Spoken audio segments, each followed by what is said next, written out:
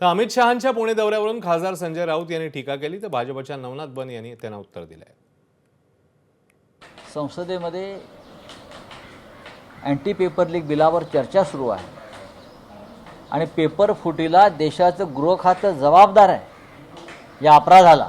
जेव्हा या विषयावर चर्चा आली तेव्हा अमित शहा हे संसदेतून पळून गेले, आले नाही संसदेमध्ये।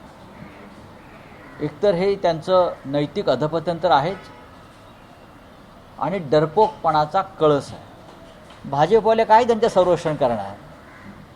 भारतीय जनता पक्षाचे पुण्यातले लोक अमित शहाचं काय संरक्षण करणार? भविष्यात तुम्हाला संरक्षणाची गरज आहे, लोक रस्त्यावर धरतील तुम्हाला, म्हणून तर अमित शहा पळतायत इकडून तिकडे तिकडून इकडे। अमित भाई पळ काढणारे नाहीत, महाराष्ट्रातल्या जनतेनं संजय राऊत आणि उभाटा गटाला पळून लावलेलं आहे।